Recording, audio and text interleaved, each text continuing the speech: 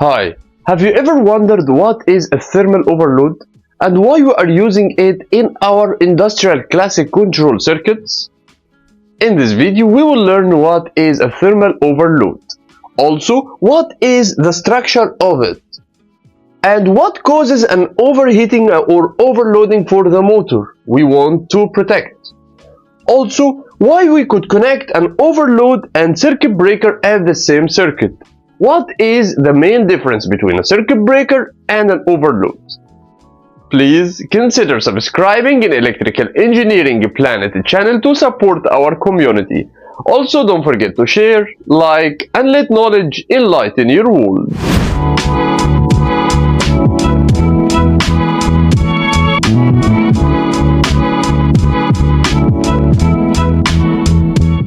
Actually, a thermal overload is a protection for any load like motors to protect it against overloading or having more current.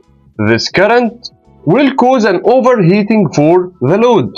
So for example, if our motor is having more current, it will start to increase the temperature of the motor windings, and this increasing of the temperature will cause the motor to be burned or damaged. So the protection of this electronic or electromechanical device is used to send a signal to open the circuit before being damaged. So actually this, as you can see, a thermal overload, so it's working in the thermal principle. Sometimes we could have an overload with electronic circuit or other circuits. Here, let's see the structure behind this thermal overload. Actually, it has a 3 main input and a 3 main output. This is the power circuit. So we can supply the power from here and take the output from here directly to the motor we want to protect.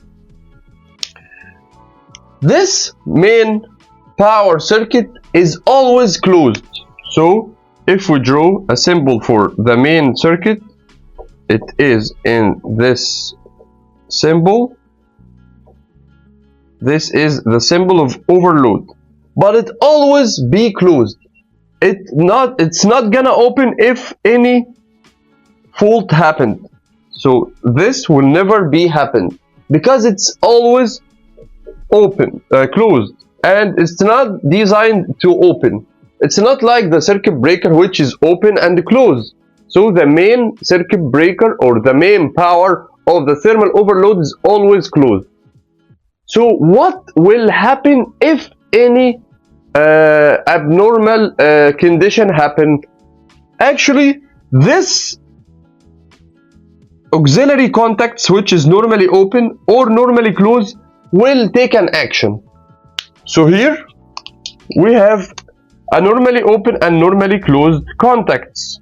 So these normally open contact, which is 97 and 98, it is a normally open contact, and 96 and 95 is a normally closed contact. What will happen when any abnormal condition happened and a trip occurred? This normally open contact will be closed and this normally closed contact will be open. So we will use this inside the control circuit to open the circuit. So the contactor will not have a power, so the contactor will open. So the main protection here is for the thermal overload. It's not opening by itself. No, it's opening the auxiliary contacts or changing the auxiliary contacts. So we will use it in the control circuit to open the contactor. Very, very good. So let's see the structure or the buttons inside this thermal overload. As we said, we have a main power input and output, and we have an auxiliary contacts normally open and normally closed. Also, we have here a selector. This selector is used to choose the value of current we want to protect at. we call it the pickup current. So, for example, if the selector is pointing to 10 amps, so if the current of the motor starts to have more than 10 amps, this will start to work, and after a specific time in a curve, it will send a trip or make a trip. This trip will cause this normally open to be normally closed and this normally closed to be open, and this will cause the contactor to be open. Very, very good. Also, we have here a test button. We can make a test, a virtual test, by pressing on this test button, and it will cause what is a trip. It will open this and close, it will close this contacts and open this contacts. Also, we have here a manual and auto reset button. We can choose between manual and auto. Auto means that when this thermal overload starts to be cooling, after a specific time, it will be an automatic reset. And if we want this, it's a little bit dangerous actually, because it can be a problem inside the motor, and after a specific time it will be automatically reset and the problem will happen again. So if you want or afraid of being or having this problem, you have to choose the manual reset. The manual reset, you have to come here and put your hand into this button, which is the reset button. You put your hand onto this reset button, which will manually reset our contacts. What is the manually reset? It is by pressing your hand or your thumb on this button. What will happen now is the normally open contact will come back to be open, and the normally closed contact will come back to be closed. Very good. Here actually in this circuit, which is a direct online circuit, have one motor and one contactor. Here we have a power of RST, a 3-phase, and a circuit breaker, which will be manually closed. Okay, the power will start moving until the contactor. When the contactor is closed by the control circuit, the power will move to the motor, because this overload is always closed. Now the motor will start to rotate, which is directly connected to the pump, which will start also to rotate and to make a specific task. Very good. Now this overload will start working when any abnormal condition will happen to the motor. When this motor start drawing an abnormal current, much more current than usual. So what can cause an overloading?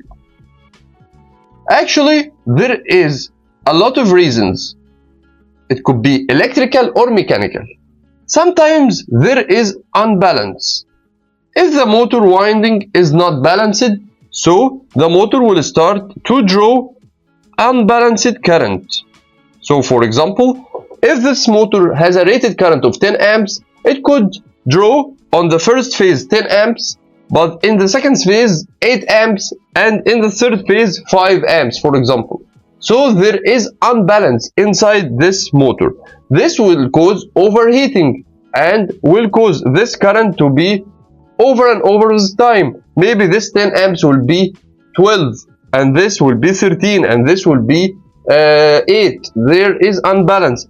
This unbalance will cause this overload to start working until a specific time, and it will trip the auxiliary contact, which will open the coil of the contactor, and the contactor now will open the circuit.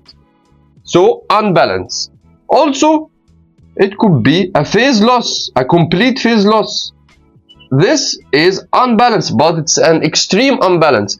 When one of those circuits are open, so the current will be in 2 phases only. So the current will be over and over. If, for example, if the motor has a rated current of 10 amps, the current here will be 15 amps, for example. So this will cause the motor to be overloading. Also, if the motor temperature increases with any reason. For example, if there is a poor ventilation. So if we have here a poor ventilation, this will cause the temperature to increases, which will cause more current to be drawn, and this overload will be detect this fault. Sometimes the problem could be mechanical. If there is a misalignment between the pump and between the motor, if this coupling is not aligned, so this misalignment will cause an overloading on the motor, which will cause a trip. Also, if the load of the pump is much more than the load or the motor, so now if the pump has much more torque, it will cause this motor to draw a lot of current to have a torque that can equivalent to this torque of the pump. Also, this motor have two bearings, a drive end bearing and non-drive end bearing.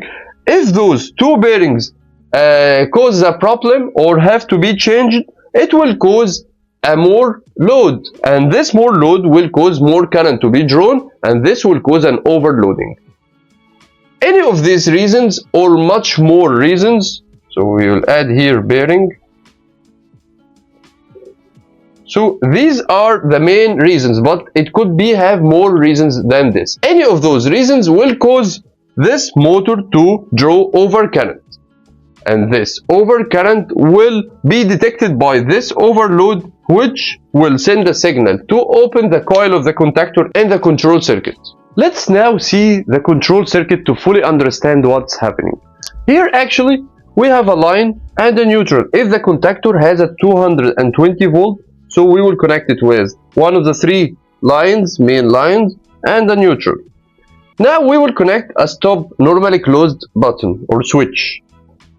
Here we will connect the overload normally closed auxiliary contacts 95 and 96. Here we will connect a push button of a start directly to the contactor, and in parallel we will connect a normally open contactor, which will be the latch or holding contact for the contactor. Let's now see the control circuit. Now the line will start to move and go to the overload, and it will move to the start button. It will stop here. It's waiting for a stop pressing to work. Now I will push the start button. Now the current will move to make this contactor work. After a specific time, this holding contact will be closed. When I release my hand, this switch will be open again, but the current now will be moving from this normally open contact will be closed. So this will be the main supply now. It will be the latching for our circuit. Now the contactor is working. Very good. What if the motor caused an overloading at any specific time? This overload will start to work, and after a specific time it will send a trip signal, which will cause this overload to be open. It's in the series of the circuit. When it's open, this contactor will not have a power, so this contactor here will be opened. So the power to the motor will stop. So the motor will stop rotating. So I have to go to solve the problem and go to the overload to reset it. When I reset the overload, this contact will be closed again, and we can control the circuit again. Now, what is the main difference between circuit breaker and overload? Actually, circuit breaker is a protection against overloading and short circuit. So as you can see here, it's have an overloading protection and short circuit protection. But overload has only one feature, which is overloading. Here actually this circuit breaker has a specific rated values that we cannot adjust it more than it. So this circuit breaker could be a rated current of 50 amps or 32 amps or 25 amps. But the values between those rated values cannot be adjusted. So we cannot adjust it on 27 amps or 28 amps. And this is the problem. Let's see an example to understand what is happening. Let's say that this motor is drawing a 34 amps. So we don't have a circuit breaker that have a rated current of 34 amps. It could be 32 or 50. So I will choose a 50 amps circuit breaker. Now this 50 amps is too much. If this 34 become 40 amps, which is overloading, this circuit breaker will not see it, will not feel what is happening, will not understand that this is overloading because it has a rated current of 50 amps. It's far away from this 34 amps or 40 amps. So we have to bring an overload. This overload can be adjusted by a selector. It could be has a range of 30 to 35 amps or 36 amps. I can adjust it to the maximum 36 amps. So if this current become a 40 amps, this will start working and make a trip, make the circuit to trip. So the main reason we are using an overload because we can choose a specific amount of current that we want to make a trip on it. But for the breaker, the amount of current has a rated current of a specific value. It could be 32, could be 40 or 50 or 62. It has a specified amount of current. Thank you for watching our videos and stay tuned for our upcoming videos. Please share, like, and let the knowledge enlighten your world. Please share and like and let the knowledge enlighten your world. Thanks for watching.